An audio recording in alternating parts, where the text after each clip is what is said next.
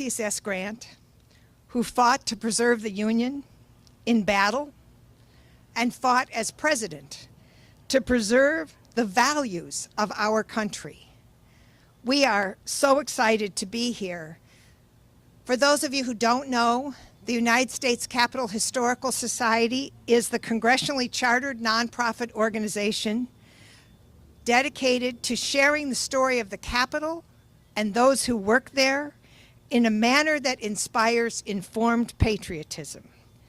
Today, as we celebrate 3 significant events, all related, the 200th anniversary of Ulysses Grant's birth, the 100th anniversary of this Grant Memorial, and the dedication of the incredible restoration of this monument that was finished in 2020. We have a distinguished group of speakers. Senator Roy Blunt, our hero, who I'm going to introduce first, architect of the Capitol, Brett Blanton, who oversaw the restoration and oversees the Capitol, and distinguished historian Ron White. So now you know what's going to happen. Let me present to you our first speaker. Senator Roy Blunt built on his background as a public service servant, a university president, and a history teacher. And the people of Missouri elected him the United States Senator in 2010. He chairs the Senate Republican Policy Committee. He's the ranking member of the Senate Rules Committee. He's on the Senate Appropriations Committee, the ranking member of the And if that's not enough, he's also on the Senate Commerce Committee, the Science and Transportation, and the Senate Select Committee on Intelligence.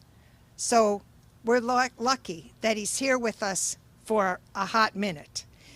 And we want to be thankful to the people of Southwest Missouri who overwhelmingly elected now our senator, but first to the House of Representatives 7 times. When Roy Blunt went to the House of Representatives, he was the elected majority whip earlier in his career than any other member of Congress. He came to the Senate and was immediately included in Senate leadership. One of the things that people are all saying is, Senator Blunt, we're so sorry you're retiring because we know you want a life, but we surely enjoy what you have added to the life of the Senate and to the life of the Historical Society. So maybe those 4 children and 6 grandchildren will get more time with you. But today, talk to us about President Grant.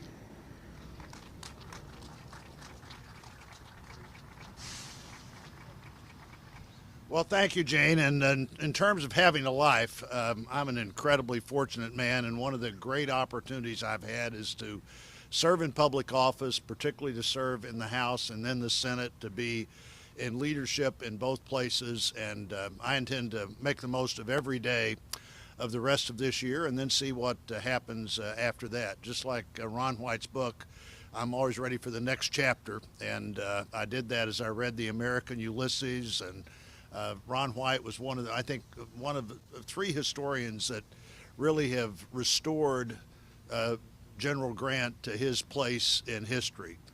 Ron White's book, H.W. Brand's book, the subtitle of which was The Man Who Saved the Union. If that doesn't say everything that needs to be said, I don't know how I'd say it. And of course, Ron Chernow's book. And then to be here in the restored Grant Monument, that hasn't gotten the attention it deserved over time. In fact, yesterday we were driving somewhere else, and one of my staff asked, "Now, where is the Grant Monument?" And I said, "Well, that's right down there by that reflecting pool at the base of the Capitol." And Brett Blanton, who went to the Naval Academy with my son Matt, responsible for restoring this monument to one of our great Army heroes, but one of our great military heroes. And I think Ron White and others have made the case a great president at an important time. And I want to talk about that a little bit. But first, let me talk about my 2 sponsors of the Grant resolution honoring the bicentennial of his birth, Ann Wagner from St. Louis, who represents Dent Home in St. Louis, Whitehaven, which is a national park because of the Grant association with Whitehaven, and then my other good friend, Sherrod Brown. And when I went to Sherrod, I said, I've got a Missouri reason for this in addition to a personal reason, but certainly as an Ohioan, you should have a reason to want to be the other sponsor of this bill. And he was glad to do that. I think he'll have some remarks virtually a little bit later. The Grant Missouri history is really pretty deep. His first appointment after his first posting after West Point was at Jefferson Barracks, which was the first posting for an awful lot of graduates of West Point. And his roommate, Fred Dent, his roommate from West Point, was there as well. And so he wound up going with his roommate to Whitehaven, a place where his roommate had grown up. And at he would, I think, have said the most important moment of his life, met Fred Dent's sister, Julia. And a few years later, they're married, and his life is always better and more stable and more focused when Julia Grant is around, and that proved true for the rest of his life and the rest of their life together. They spent quite a bit of time at Whitehaven, 5 years living there, but even as president, Grant spent a lot of time at Whitehaven. They established a stable that's still there today. His mastery and love of horses was very much evident at Whitehaven.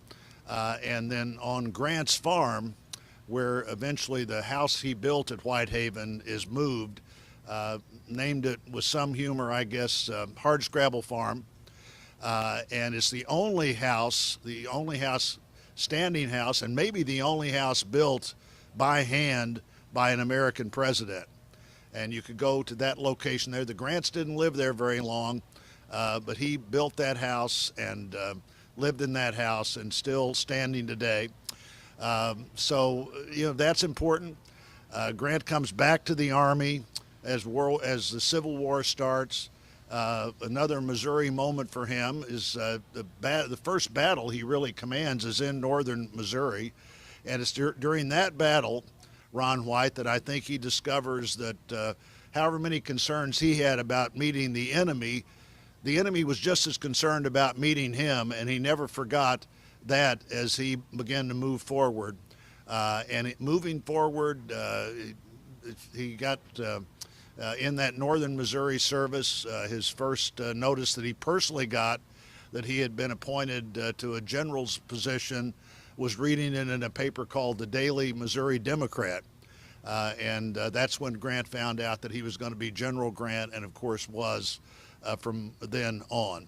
The Civil War story, I think, is well told, but it's better told over time and better told by the three people I mentioned, one of whom is going to speak here after me. So I don't want to get in too much detail about what I think is what I know about General Grant. We've got somebody here who knows everything about General Grant and is going to talk about that. But when I see this statue, sort of Grant huddled on that horse, and by the way, people who saw General Grant on a horse, whether it was at West Point, where he did unbelievable things in horsemanship, or during his entire career. At the Battle of Belmont, he rode a horse back. The last person to get on the boat that they were using to move the Army, he rode a horse down the gangplank, which is almost impossible to do, but General Grant was truly a master of horsemanship. But here on a horse, huddled sort of against all of the elements. And when I see this, I always think of that moment that I've read about at Shiloh, where at the end of the first day of Shiloh, where the Army had been surprised, Grant had been previously injured and was not as connected the day before as he might normally be to what was going on there. The Army had been surprised, had a really bad first day. Grant was, at the end of the day, in the dark, sort of leaning against a tree under some light rain, and Sherman comes up and says, well, we really had a bad day today, or something like that. And Grant's response, as he's huddled there under that tree, is, "We'll whip them tomorrow, though." And he always was able to look toward the future, and never, according to Sherman and others, never really upset in the middle of the battle. He could keep his wits about him when everybody else had lost theirs, and it made him truly a great general. And that was under some dispute, frankly, at the centennial of the Civil War. But by the 150th anniversary of the war, the true great generalship of Grant was more deeply appreciated than it had been. And because of these three books I've mentioned, I think Grant's presidency seen in a different way than it was after the return of a sense of the lost cause and the birth of the nation. If you didn't respect the effort at Reconstruction, which was incredibly important in the 8 years after the war, if you didn't appreciate the effort at Reconstruction, you couldn't appreciate Grant. And Reconstruction was demonized, particularly under the Wilson administration, that movie that was shown at the White House, The Birth of a Nation. And Grant's reputation suffered for more than 50 years after that, after that demonization, in my opinion. In fact, driving over today, I said, well, when was the bill passed to create the Grant Memorial, which was dedicated 100 years ago at the Grant Centennial? And the answer was 1901, where Americans were still referring to Grant as one of the three great presidents. You know, if you look back and read the history of Reconstruction, where everything that Grant did was wrong and everything the government did was wrong, you wouldn't believe that decades after his death, many people, including Theodore Roosevelt during his presidency, would refer to Washington, Lincoln, and Grant as the three great presidents. Now, that is not somebody who, on the centennial of his birth, would have been held in disrepute, but still greatly respected. I'm glad to see the monument restored. I'm glad to see Grant's reputation being reviewed. Nobody is perfect, and Grant certainly would have understood that he wasn't perfect either.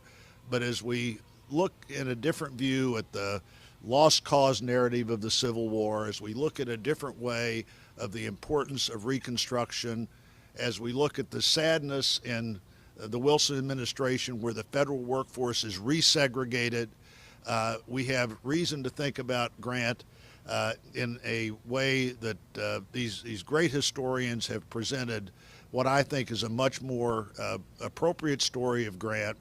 And so here we are at a restored monument at a time when President Grant is being viewed in a way that General Grant was generally always viewed. I'm glad to see those things happen. I'm certainly glad to be here with you today. Ann Wagner, Sherrod Brown, and I yesterday sent a letter to the Secretary of Defense asking that Grant be given the rank of General of the Armies. Only two people have ever had that rank. One was Pershing after World War I, and one was Washington, given to Washington as part of the bicentennial in 1976. It would seem to me that the bicentennial of Grant's birth would be exactly the right time to bestow that rank on this person, in H.W. Brand's words, the man who saved the Union. I am delighted to be able to be here today. Thank you to all of you.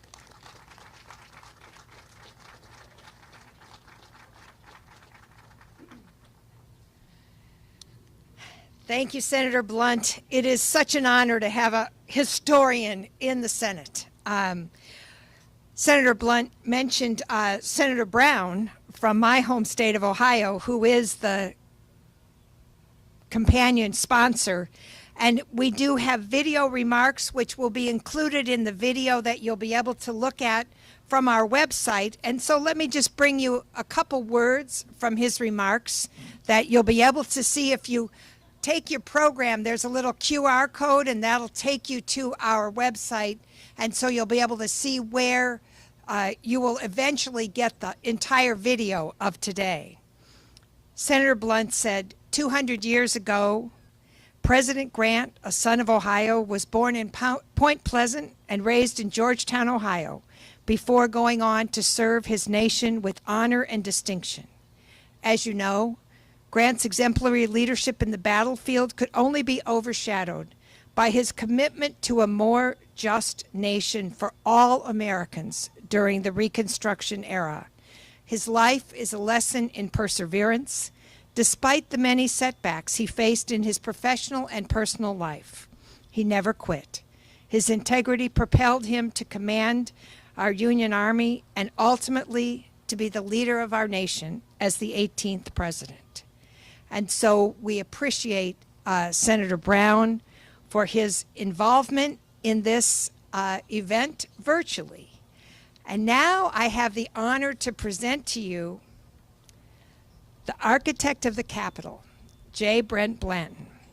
He is the 12th architect of the Capitol. On December 20th, 2019, the United States Senate confirmed Mr. Blanton, and on January 16th, 2020, he was sworn in as the architect of the Capitol by Supreme Court Justice John Roberts Jr. Can you imagine the time that he came to be the architect of the Capitol? Mr. Blanton, as the AOC, as we call him, is responsible for facilities management and operation, not just of this Capitol building, but for the care and improvement of 570 acres of grounds in operation, maintenance of 18.4 million square feet of buildings, including the House and Senate Congressional Office buildings, the Capitol Visitor Center, the Library of Congress, the United States Supreme Court, the Thurgood Marshall Judiciary Building, and all of the outdoor sculptures, such as the one that is preserved today.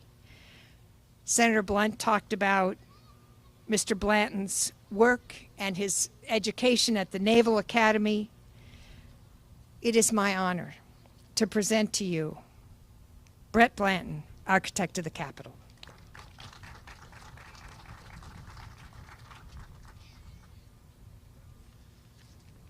Thank you for that warm welcome.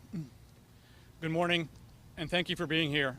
I'm honored to join Senator Blunt, Ms. Campbell, Mr. White, and members of the United States Capitol Historical Society in celebrating the 200th anniversary of President Grant's birth and the 100th anniversary of this memorial. Now, I'm not going to talk about President Grant, and I do agree that he is one of the greatest presidents in our union.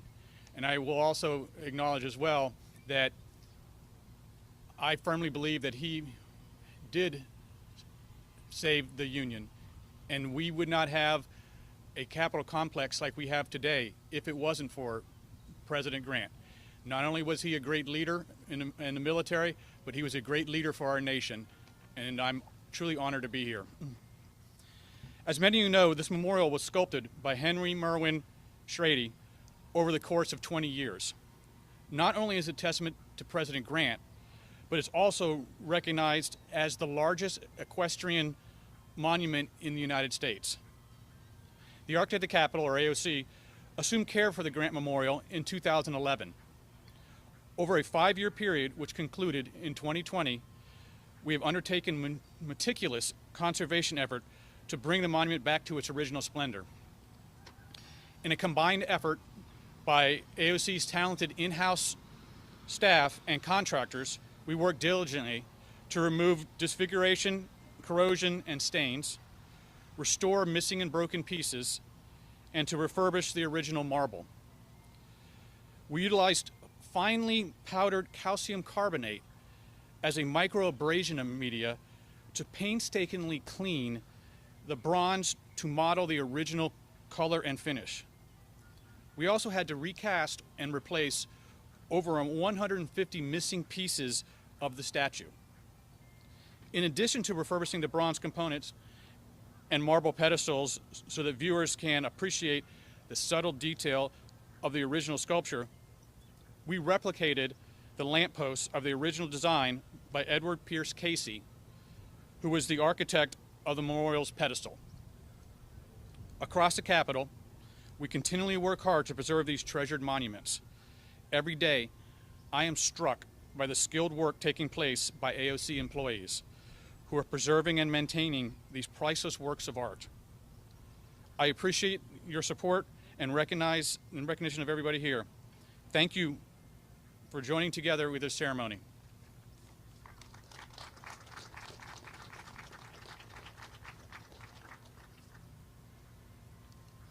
Thank you, Mr. Blanton, for your work and your words.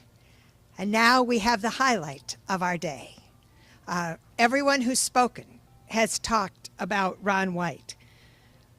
Ron White, distinguished historian, author of 2 New York Times best-selling presidential biographies, the one we've talked about today, American Ulysses, The Life of Ulysses S. Grant, and also the author of A. Lincoln, a biography. I could go on about his work and his words, but I think maybe what we need to do now is to listen to Ron White tell us about why we come together to honor President Grant today. Dr. White.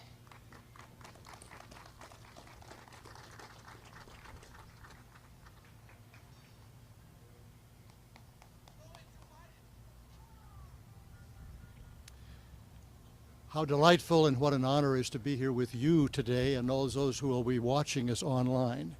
Grant is rising in 2022. I'm not referring simply to this marvelous statue, but in the C-SPAN Presidential Historian Surveys, 4 have been done in the 21st century. They're done each time there is a change of American presidents. And in those 4 surveys, Grant has risen 13 places. 13 places. Dwight Eisenhower has risen 4 places in 2nd place. So what I'd like to do today is to just give 2 photographs, so to speak, of Grant the General, and as Senator Blunt referred to, Grant the President. The story that really intrigues me, and many of you know this story, is the first time that Grant arrived in Washington. He came to accept President Lincoln's invitation to now lead the combined Union armies. It was March 8, 1864. He and his son arrived at the Baltimore and Ohio Railroad station. He took a carriage, arrived at what was then called Willard's Hotel, walked to the front desk, and asked for a room. And the desk keeper there said, "A room? Do you not understand where you are? This is the finest hotel in Washington, D.C. This is the middle of the Civil War. Let me see what I can do." So finally he said to General Grant, "I would like to offer you a small room on the top floor." And General Grant, in his typical way, said, "That will be fine." He said, "Please sign the register." He signed the register, and when he turned it around and the desk clerk saw General Grant and Son, Galena, Illinois, he turned pale. He gasped, "Why didn't you tell me who you were?" And if I might intercede by asking ourselves, how many celebrities, politicians, sports figures, entertainment figures would have said, "Don't you know who I am?" But of course, that's the last thing that General Grant would ever have said. So now he looked underneath the duster that he was wearing. He saw he was wearing a blue Union uniform. He almost always wore a private's uniform.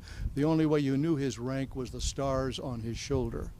He handed General Grant an envelope, which was an invitation to the White House that evening to meet President Lincoln for the first time. I think that story just captures so much of who Grant is. The 19th century didn't often use the word humility. They used the word self-effacement. And Grant, to me, is so compelling by his self-effacement. So let me tell 2 stories that I think really capture who he is. Now, if Grant was offered the command of the Union Army by President Lincoln, we have to remember that he was not yet offered command by the Union soldiers.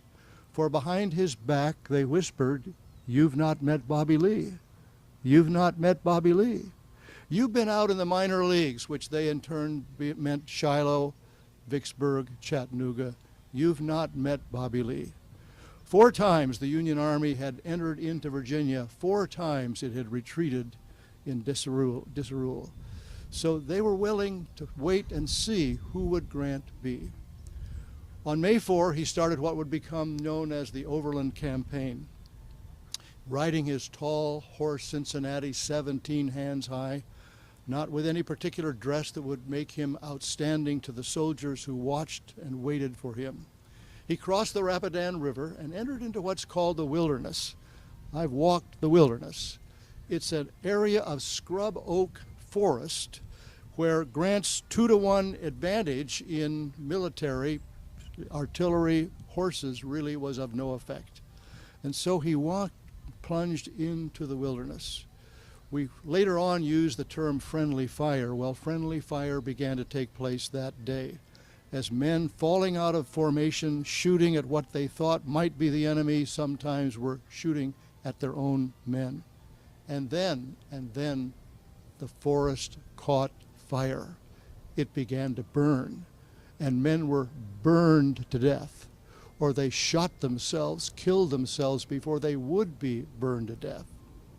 So at the end of the second day, Grant had suffered more casualties than he expected. You've seen the Lincoln movie. You know that President Lincoln was sitting often in that telegraph office, waiting to hear what was taking place.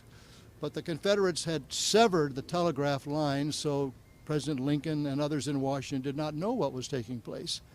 At the end of the second day, a Union general rode into the camp and said, "I know what Lee is going to do. He's going to do this and that, and he's going to divide us, and he's going to..." And Grant, who is often called Grant the Silent, Grant the Sphinx, was sitting there. He rose slowly. He raised himself up, and he said, "I am heartily tired of hearing what General Lee is going to do." It almost seems like some of you think he's going to turn a double somersault and land on both sides of our ranks. I want us to decide what we are going to do. Well, shortly after that, a veteran news person said, "I will give $1,000 for anyone who's willing to get through the Confederate lines and give the word to President Lincoln." And young Henry Wing, 24 years of age, said, "I will make that effort." But before he did so, he walked over to General Grant and he said, "Is there anything that you would want me to say to President Lincoln?" And General Grant, a man of few words, simply replied with these 6 words: "Please tell President Lincoln there will be no turning back. There will be no turning back."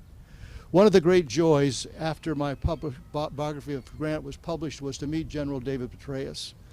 Frank Scaturo is here today, who is president of the Grant Monument Association. Tomorrow evening, the Grant Monument Association will present a colloquy in New York, hosted by General Petraeus and in conversation with Ron Chernow and myself.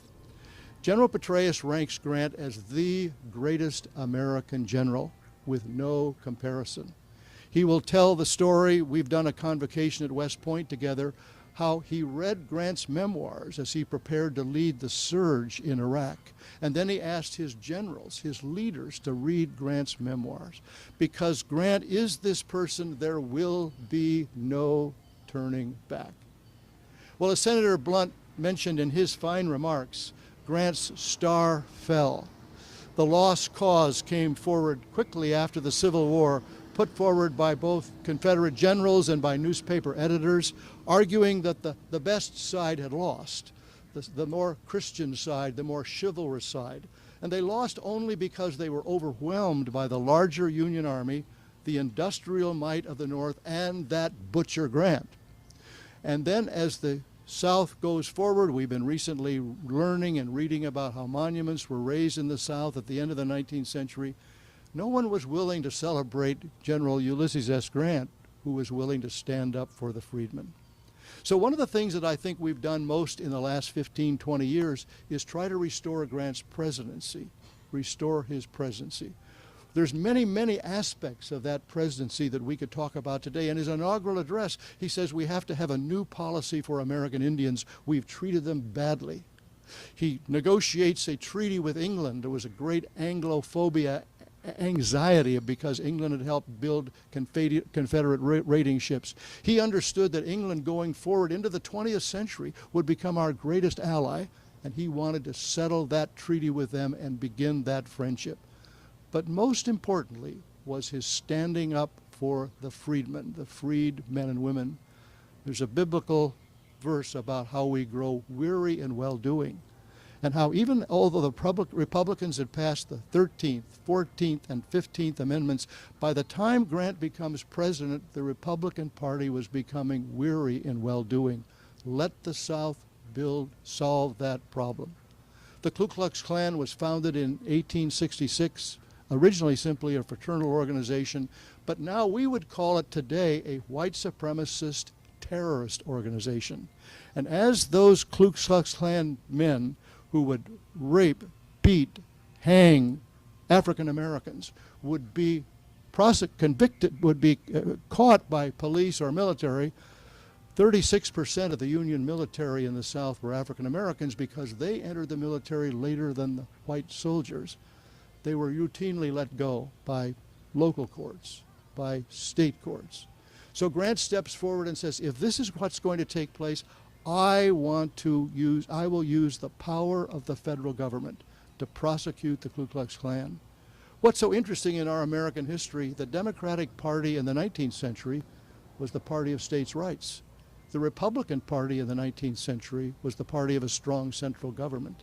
And the reason the Klan went after African Americans, why? Because they knew that they would vote overwhelmingly for Republicans in local, state, and national office. So Grant, in his presidency, stands for them. Frederick Douglass, who had a kind of a not quite sure attitude towards Abraham Lincoln, campaigned for Grant in both 1868 and 1872. And I conclude the story of his presidency by this, to me, remarkable story. In 1872, after his re-election, a group of African Americans from Philadelphia came to thank him. They said to him, "You are the first president elected by the whole people." They wanted him to know that he was the practical establishment of our Republican theories. Grant responded, "In your desire, railroad or other conveyance should entitle you to all that it does other men. I wish that every voter of the United States should stand in all respects alike. It must come." It would be 90 years before it began to come. Grant was the last president to stand up for African Americans. Senator Blunt, in his remarks, mentioned the first plan to build this wonderful monument. Theodore Roosevelt in 1900 offered the words that he said, but I'm going to go further than what he said this morning. Theodore Roosevelt said, of all the living dead, the three greatest Americans are George Washington, Abraham Lincoln, and Ulysses S. Grant. But he didn't stop there. He went on to say, of second rank are Benjamin Franklin, Alexander Hamilton, Andrew Jackson, of second rank. So this is the way Theodore Roosevelt understood Ulysses S. Grant in 1900. I'm so pleased that in 2022 we are restoring him to his rightful place. As my editor said when we talked about doing a Grant biography, don't you think Grant's due for an upgrade? Yes, he is. Thank you very much.